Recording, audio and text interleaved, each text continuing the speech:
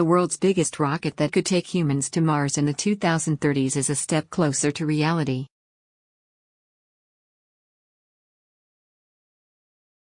NASA has completed a crucial hot-fire test of its RS-25 engine flight controller at Stennis Space Center near Base St. Louis, Mississippi.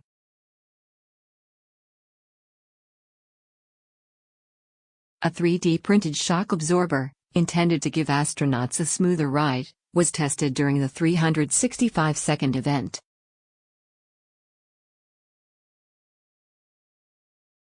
The part will now be installed on an engine for use by NASA's Space Launch System, SLS, a deep space rocket designed to be the most powerful on the planet.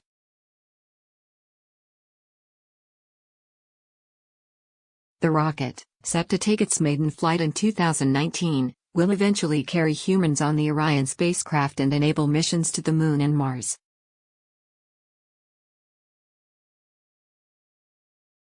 Over the next year, engineers plan to add additional 3D-printed parts to the RS-25 engine to reduce waste and costs associated with the SLS.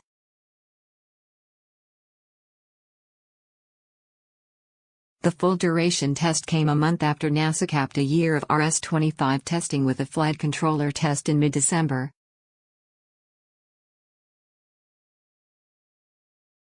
"We ended 2017 with a successful engine test in December and have now maintained that momentum into 2018, said Dan Adamski, RS-25 program director at Aerojet Rocketdyne, who collaborated with NASA on the test.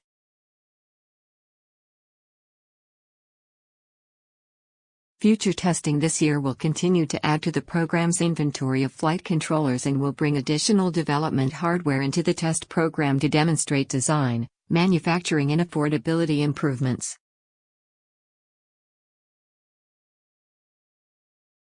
The 3D-printed engine component, called a Pogo accumulator assembly, is part of an ongoing series of test-on parts made using advanced manufacturing techniques that will make building future engines more affordable.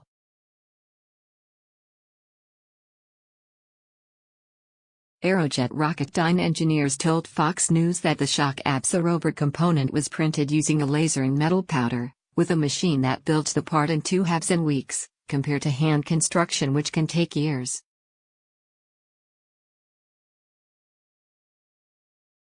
As you're driving along a cobblestone road, you have dampeners in your car that make it a nice smooth ride, and that's what we're doing for astronauts, said Alan Fung, one of the lead mechanical design engineers on the project.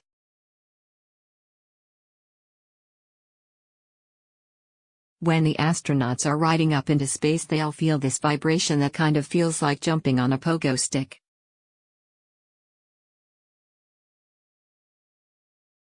That's where the name comes from.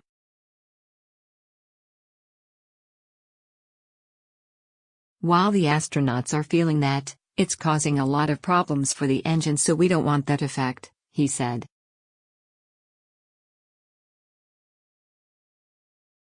The most recent test was for the engine controller that will be used on a third engine of the second planned flight of the SLS, EM-2, which is set to carry astronauts.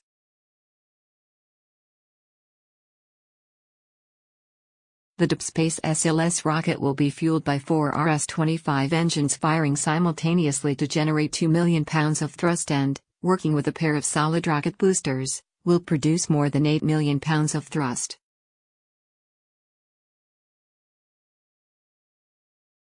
RS-25 engines for the initial SLS flights will be former Space Shuttle main engines, modified to provide the initial power needed by the larger SLS rocket.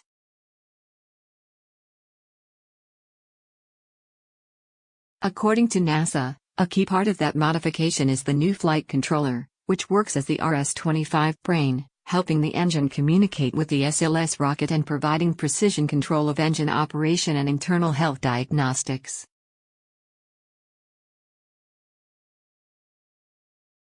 NASA is testing all RS-25 engines and flight controllers for SLS mission at Stennis Space Center.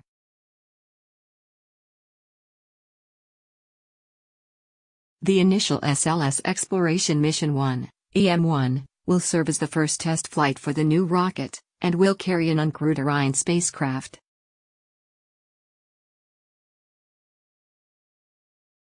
The engines for this flight have already been tested at Stennis and are ready to be attached to the rocket's core stage being built at NASA's Michoud Assembly Center in New Orleans.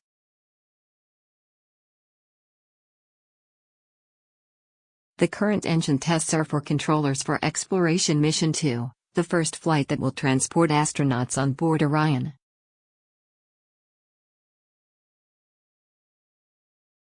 As well as testing those engines, NASA is preparing the B-2 test stand at Stennis to test the entire SLS core stage with its 4 engines for EM-1.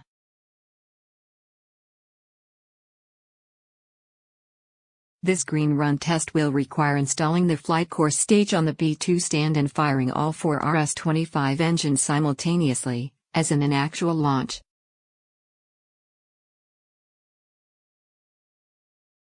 The RS-25 tests at Stennis are conducted by a team of NASA, Aerojet Rocketdyne and Syncom Space Services engineers.